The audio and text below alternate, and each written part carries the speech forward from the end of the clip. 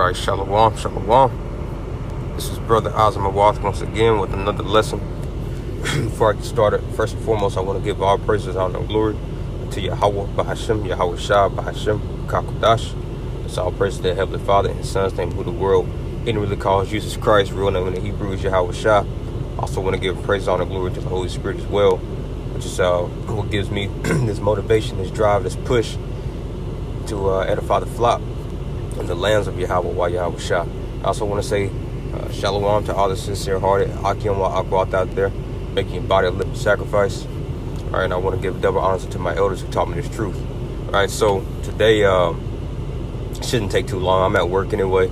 I could be getting a call here at any moment, to leave. So I'm gonna try to make this brief as possible. But while looking at all the current events going on, looking at Esau make his final desperate, moves, to really, come down with a blow, with him seeing that his time is running short. It's starting to make everything make sense, man. It's starting to bring everything to light. It's starting to make everything make sense, right? When you see not just Esau, but, even our own people, yourself, your family, these other nations, everybody is acting exactly how they're supposed to be acting in these days, man. Right? Everybody's falling in their proper lots, right? So the closer, right, Yahawashi comes, or the closer his spirit, right, is basically resonating or residing within planet Earth once again, right, with this judgment going out in the form of, him sending forth his men, right, to go out there into the fields and labor, right? All the intents, as a matter of fact, let me grab this real quick. The intents and the purposes of man's heart is being made manifest. This is the book of Luke, chapter 2, verse 35. And this is speaking about Yahawashi. As a matter of fact, I'm going to start at verse 34. And it says, And Simeon blessed them and said unto Mary his mother, Behold, this child is set for the fall and rising again of many in Israel. Yeah, Yahawashi, right? Yahawashi himself was prophesied in Isaiah, the book of Isaiah chapter 8, right, to be a stone of stumbling, right, for many, right, of the house of Israel, but also, right, a place of refuge, a sanctuary for an elect, for a remnant, right? And it says, nonetheless, it says, and for a sign which shall be spoken against. Verse 35, yea, a sword shall pierce through thy own soul, right? And that sword is none other than the word, right? When you read Hebrews chapter 4 and 12, Revelation chapter 19, which we will get, here briefly, it says that the thoughts of many hearts may be revealed, right? So the closer Yahawashi comes, the more Yahawashi is pushed. Everyone and everything is being revealed, man. Everyone is being brought to the light. John chapter 1 states that Yahawashi is that true light, right? So you bring anything to a light, what is the light going to do? It's going to make manifest what that thing is, what that person is, right?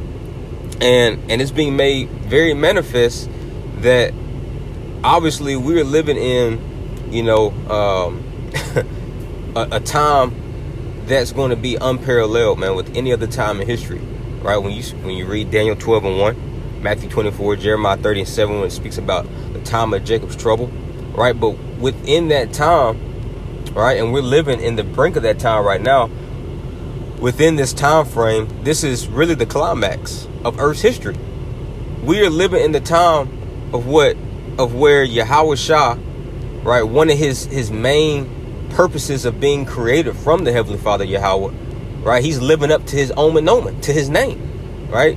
His name means, his name is Yahawashi, which simply means he who delivers, or the deliverer, right? When you read the book of Luke chapter 1, starting at the 68th verse, right down to like 75, right, it goes to speak about how he will redeem his people, the nation of Israel, the so-called Black, Hispanic, and Native Americans, right? And we're living in that time frame to where he is poised to come back, man, very soon, right? So with that, right, the earth is witnessing something that it hasn't witnessed in a long time, and that's basically a righteous kingdom, a righteous regime being set back up on the planet Earth, right? Because when you consider, right, how the United States came into power, Russia came into power, China came into power, all these other nations, these heathen nations came into power, How did they come into power?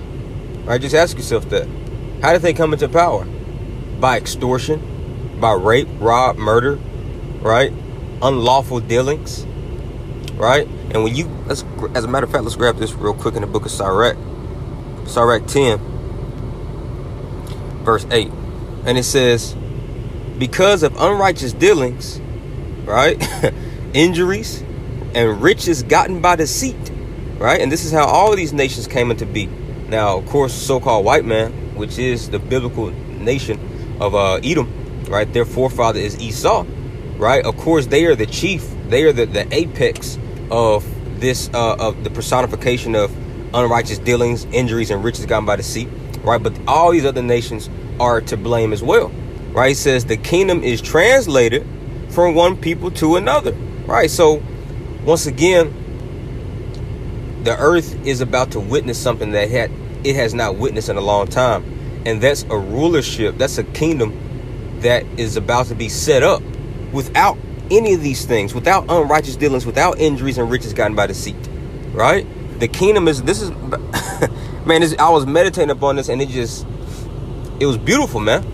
The Spirit just, started giving me scriptures to line up, and it was all making sense. And it was just, it was just wonderful, so I had to share it, right? So let's get this in the book of Proverbs 16 and 12. It says, it is an abomination to kings to commit wickedness, right? And this is one reason why the so-called blacks, Hispanic, and Native Americans, we have been kicked out of our homeland. We have been abased, right, below these base men, right, below these heathen nations, because we committed wickedness on our land.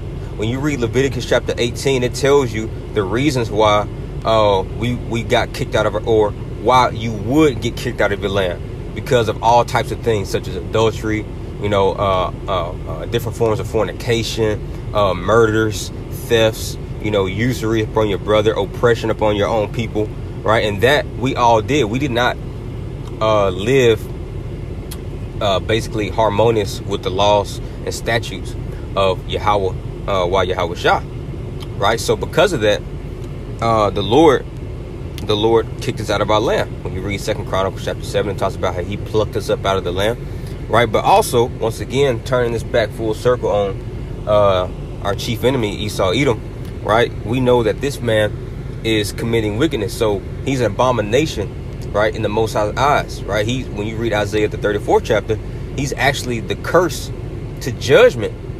We are under the curses, but Esau, Edom is the curse, right? His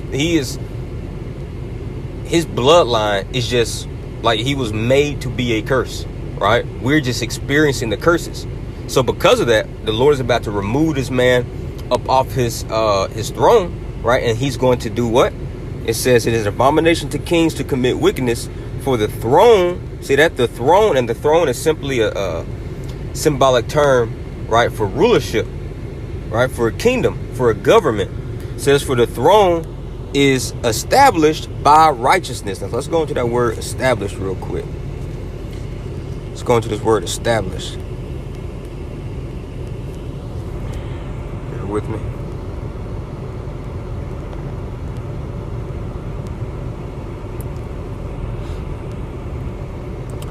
Established.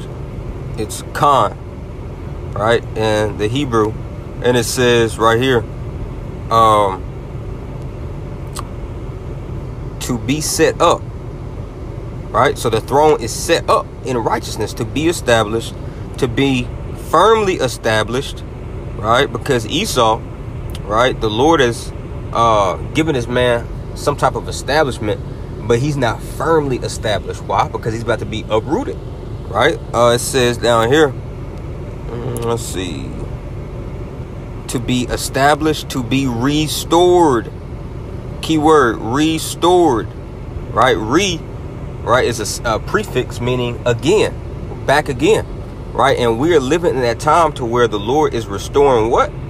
Right, something that we mention all the time, the ancient ruins of the house of David, right? And the last time the earth has seen a kingdom, a regime, a government be set up in righteousness was when our forefather David, right, basically paved the way for his son Solomon to basically dwell in peace for 40 years, right? This is why Yahawashi is known as David, right? Well, symbolically he's known as David. He comes from the loins of his father David, but he was actually Solomon in the reincarnation, right?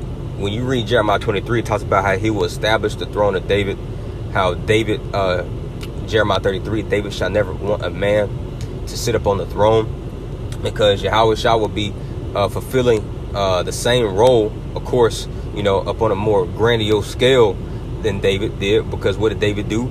He killed the heathen nations, right? He waged war against them, right? And then Solomon came in, right?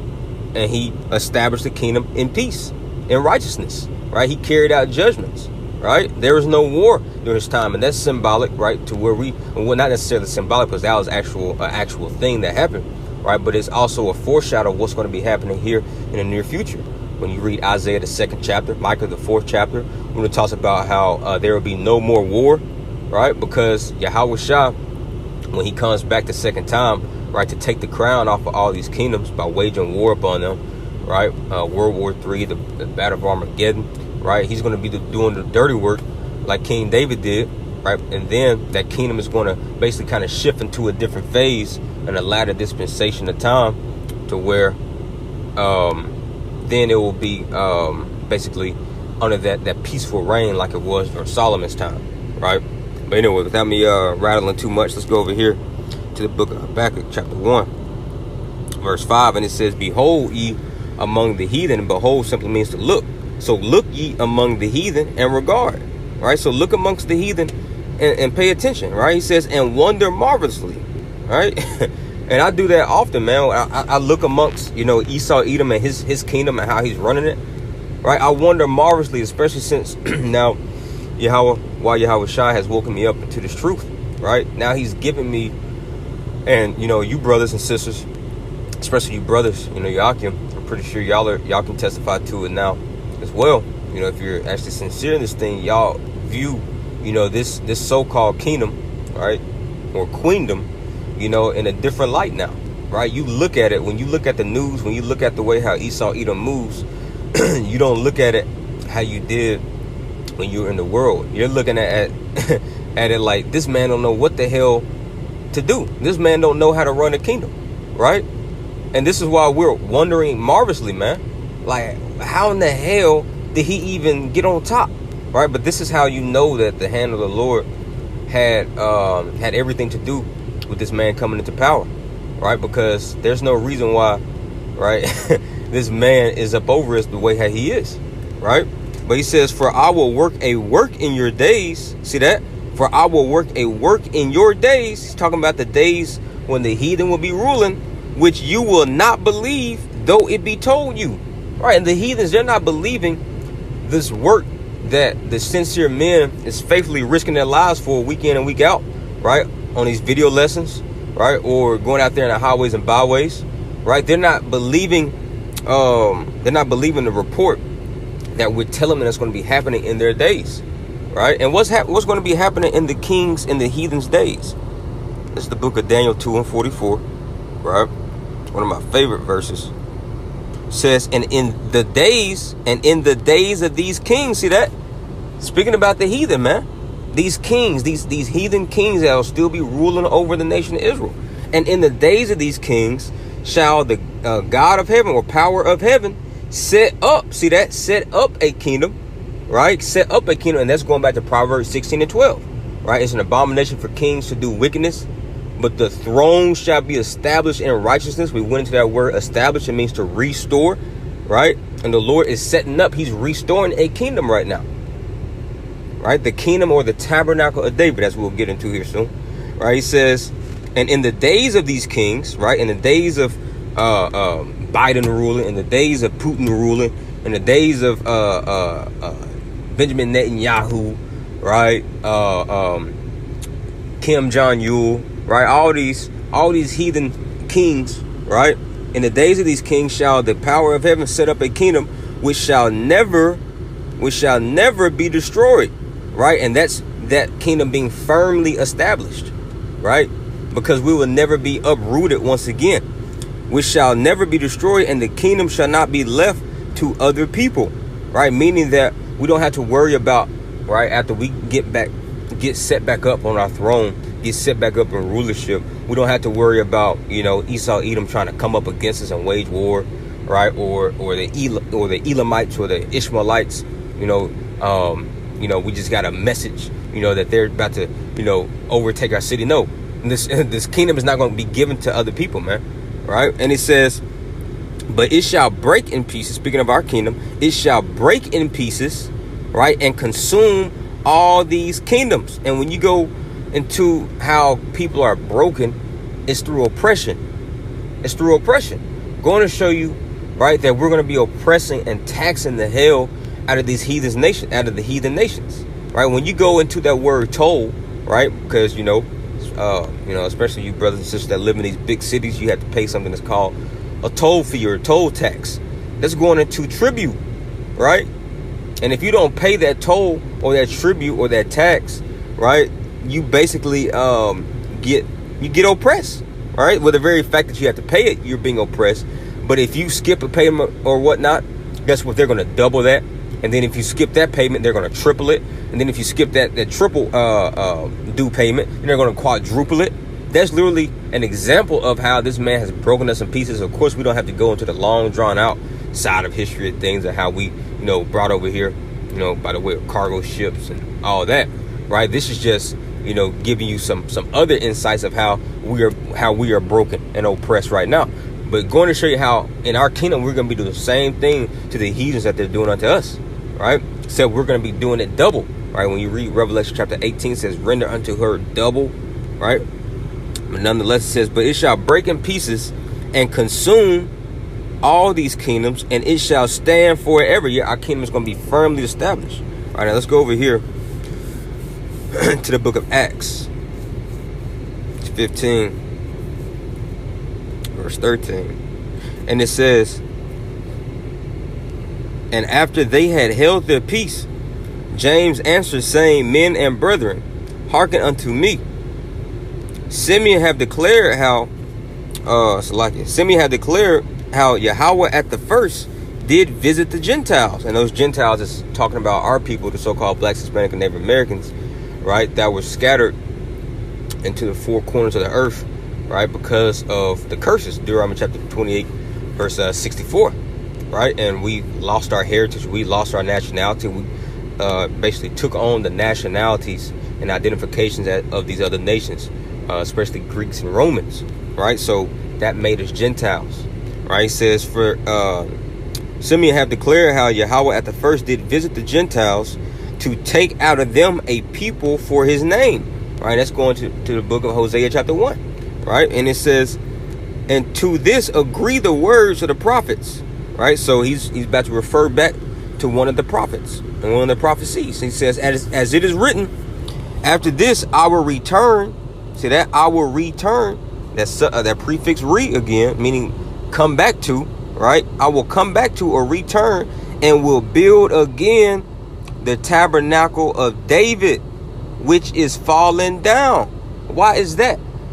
Why is he building the tabernacle of David again? Because the way how David came into power, right, it was through righteousness, man. The Lord told David, right, whatever, right, basically whatever, you know, basically whatever you want to do, I'm with you. Whenever you fight, I'm going to be with you. See that? And he says, after this, I will return and will build again the tabernacle of David, which is fallen, and I will build again the ruins thereof, and I will set it up. Right? And this is a cut on Christianity, man, because if you're trying to basically, you know, say that everyone can be saved, anybody can come into this fold, well, consider what the what David did once again. He killed the heathens, man. Right? he didn't mingle in with the heathens, allow the heathens to come in on the inheritance of the nation of Israel. Right? The only way that they were in our gates, they were our servants, man. They were our handmaids. We had a yoke of iron upon them. We were oppressing the shit out of them, man. We were taxing them. Right? Our fathers passed down their slaves, right, of these heathen nations unto their sons and to their sons' sons. Right? But you got to remember, he says he's going to build again the tabernacle of David. Going to show you that the same order, the same regime, the same way how it was set up in the old, right, in the ancient times, is about to be set up again. And you see it happening in the spiritual right now, right? The Lord is spiritually setting up the tabernacle of David. Once again, when you read Luke chapter 17, he says, for behold, the kingdom is within you, right? And now this spiritual, what'd you call it? The spiritual happening that's going on right now is about to manifest physically, man. Right? When YAHAWASHI comes back, right, and takes the, as a matter of fact, let's get that, takes the throne of his father David. So, like, let me get that in Luke. Then we're going to go back to Acts. Luke 1:31. And it says, and behold, I'm going to start at verse 30. And fear not, Salakia, and the angel said unto her, fear not, Mary, for thou hast found favor with Yahweh. And behold, thou shalt conceive in thy womb, and bring forth a son, and shall call his name YAHAWASHI. He shall be great, and shall be called the Son of the Highest. And the Lord power shall give him, Salakia, shall give unto him the throne of his father David. And he shall reign over the house of Jacob, right? And the throne of his father David. That's also a cut on that Immaculate Conception, right? He wasn't born of a man's spermos, right? Romans chapter 1 and 3, you know, Revelation chapter 22. Man, there's so many cuts on that, right? Because you'll be trying to counter prophecy when you say that he didn't come from the actual sperm of a man, right? Because how else is he going to come from his father David, man? How else is he going to come from his loins, of the loins of David? All right. But anyway, he says, verse 33, and he shall reign over the house of Jacob forever, meaning he's going to reign over Israel forever, and of his kingdom there shall be no end. See that? And that's him, as it said, taking back the throne of his father David. And that's when the fruition of the tabernacles of David being restored will come into full effect. So let's go back to Acts 15, verse 13. And it says, and after they had held their peace, James answered, saying, men and brethren, hearken unto me.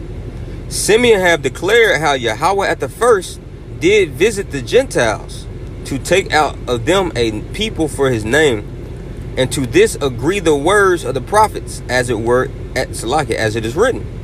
After this I will return and will build again the tabernacle of David, which is fallen. All right, and how did the tabernacle of David fall? Right, when you read Lamentations, the 2nd chapter, right, it gives you a detailed, it gives you a detailed summary of how we fell, man.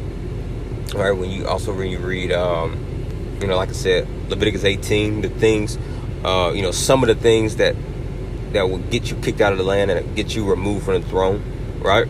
That's how the tabernacles of David fell, in a nutshell, because we didn't keep the law, statutes, commandments. But he says, after this I will return and will build again the tabernacle of David, which is fallen down, and I will build again the ruins thereof, and I will set it up. Verse 17, key point, man, that the residue of men, that the residue of men might seek after the Lord. Now that residue, it's another word for residue. What does residue mean? Something that is left over. Simply meaning the elect, man. Because all of Israel is not seeking Yahweh by Shema Shah right now, right? But the residue of those Gentiles are. Let's get this. Let's see what it says in Greek for residue. I haven't looked it up before. Yeah, left remaining. Left remaining. Let's look at the. Yeah, it says residue left down. Yep. Left remaining. Left remaining from what? The destruction. And who's going to be saved from the destruction? None other than the elect. Right? Lord willing, I'm part of that hopeful elect. We're the ones that's left over, right, from the destructions and the wrath of YAHAWAH, YAHAWASHI. Right? He says that the residue of men might seek after the Lord, and all the Gentiles upon whom my name is called. Right? Because all the Gentiles upon whom his name is called. All the Gentiles, all the heathens of our people, right? Jake is still caught up in this American culture, right? Greek culture, Roman culture, right? They their name, right? Yahawah hasn't called them by his name, right? But those of you who have woken up into this truth, right? Who cast off the works of idolatry, cast off the works of Americanism, of paganism, of idolatry, of Christianity, right? Right, and you surname yourself Israel, right? Basically mean that you're taking back on, right? The you understand who your husband is now. Like when you read the book of Isaiah 45, talks about how we'll surname ourselves Israel, right? That's basically the Gentiles, right? Our people that's calling ourselves by his name, right? He's calling us by his name, right? Because when a woman is betrothed to a man, once they fully once they become married, then she takes on his name. See that? But that's not the case for 2/3 of Jake, man. Right? He says, upon whom my name is called, saith the Lord, who doeth all these things. Known unto Yahawah are all his works from the beginning of the world. Yeah, this whole thing was predestinated, man. Right? This whole thing is predestinated. The very reason, or the very fact that I'm doing this lesson, was because it was predestinated before the foundations of the world to basically stir up your pure remembrance, Jake, to let you know that the reason why you feel this type of friction, this type of tenseness, this type of division in the planet Earth is because we are witnessing something that that hasn't happened in a very long time, man. Right? We're witnessing none other than the throne of David being established. We're about to witness a war finally being waged in righteousness, man. Right? We ain't ever seen that, man. Not in this lifetime. We haven't seen, like I said, we haven't seen that since the time of David. All these wars that these heathens been fighting, it's been in unrighteousness, man. So when we see YAHAWASHI come back with the host of the armies of heaven, right, and those chariots spitting out fire, man, and ICBM missiles going off and everything, that's in righteousness, man. And that's why it's going to look so strange unto us. That's why he says, I'm going to, let me find that real quick. Strange wonders. I want to say it's Isaiah. Sorry, 36, yeah. I'm going to get it in Isaiah.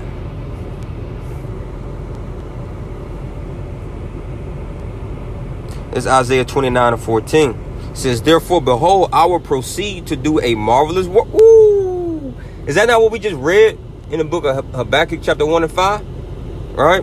He says, therefore, behold, I will proceed to do a marvelous work among this people. Even a marvelous work and a wonder. See that? And he says in Habakkuk, and you're not going to believe it. Right? He says, though it be told unto you. But anyway, he says, for the wisdom of their wise men shall perish, and the understanding of the prudent men shall be hid. See, let's go to the next verse. Let's see. This ain't what I wanted, but that was a beautiful scripture. That was through the Spirit. Yeah, this is what I wanted. Isaiah 28:21 says, for Yahawah shall rise up, right? Shall rise up as in Mount Perazim. He shall be wroth as in the valley of Gibeon, right? That he may do his work, his strange work. See that? His strange work is something strange. That means that it's foreign unto you, right? And what's a foreign work? What's a strange work, right? What's a something that that's going to take the people by surprise? War being waged in righteousness, right?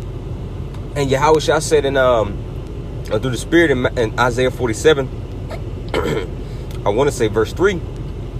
He says when he judges the virgin daughter of Babylon, which is none other than America, he says, I will not meet thee as a man.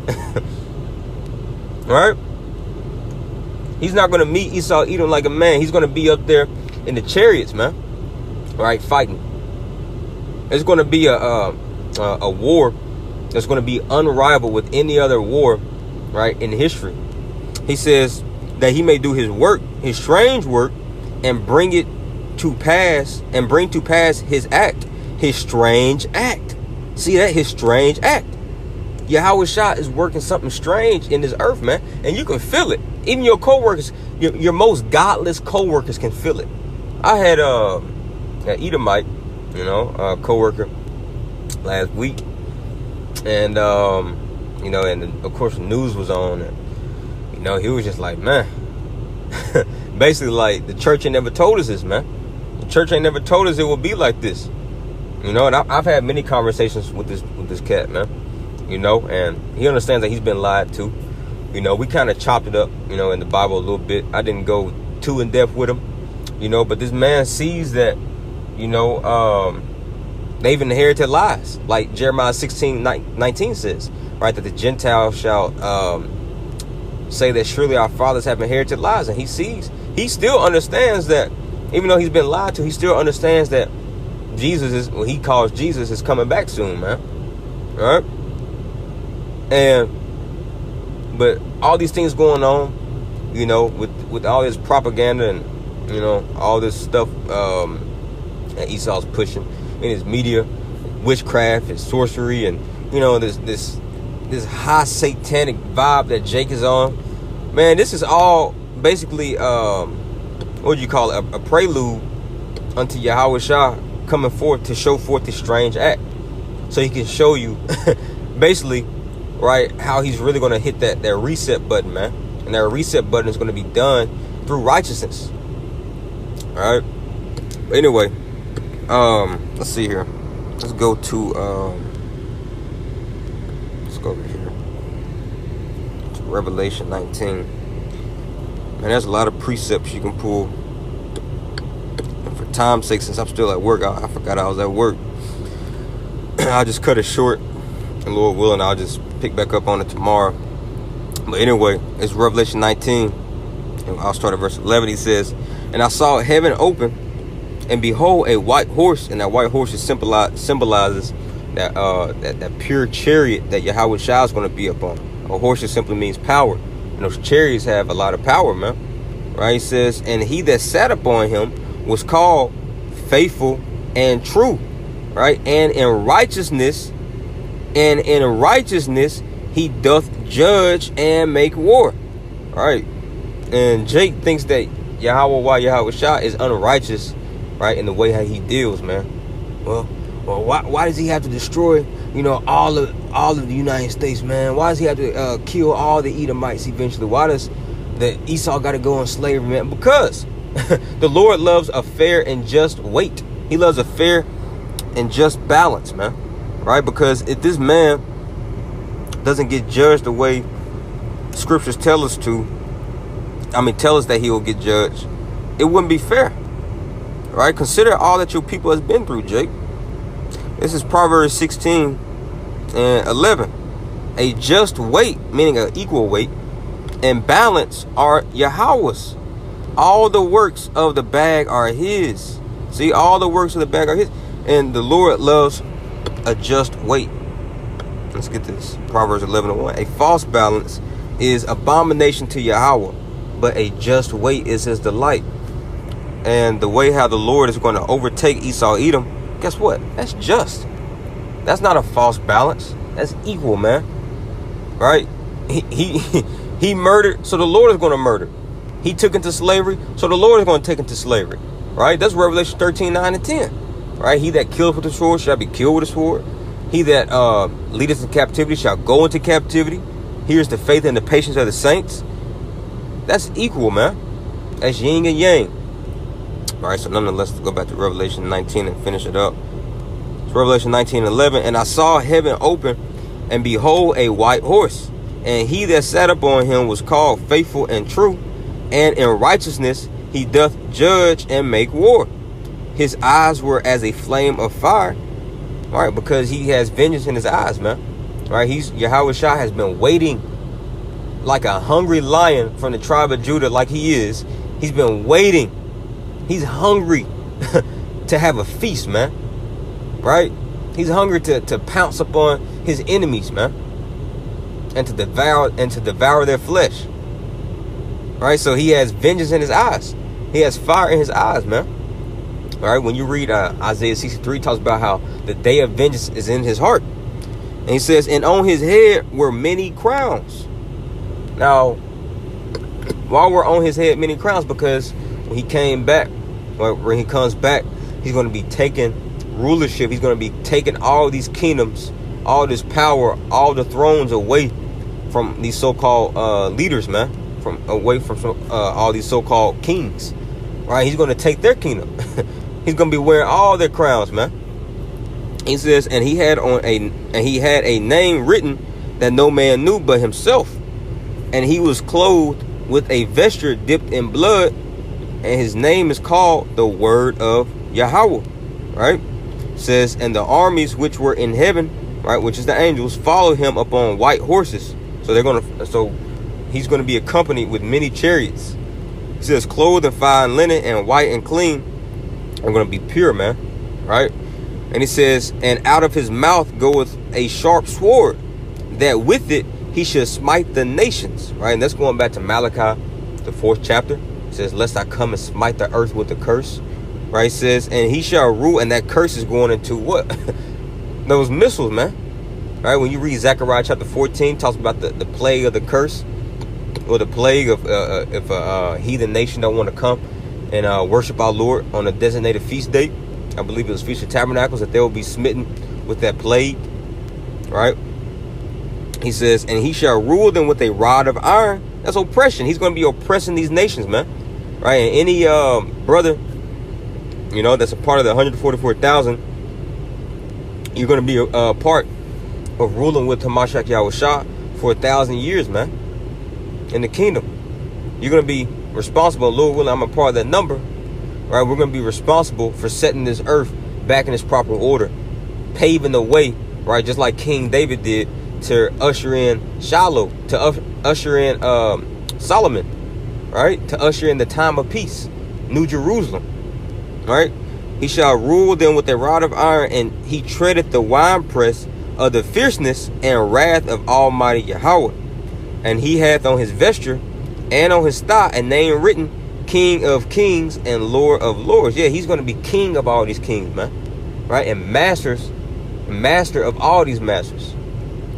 All right, so yeah, man, I had man, I got a lot more scriptures to bring out, and like I said, you know, Lord willing, it'll be a part 2 to this, but I just wanted to bring something out, man, because all this tension that we're feeling in the earth right now, this is none other than, you know, Yahawah's spirit starting to shake up things, man, right? Like Luke chapter 1 said.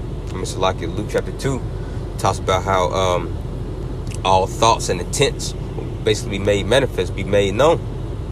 All right, so with that, I hope you was edified. Till next time, DTA, Abba, and Shalom.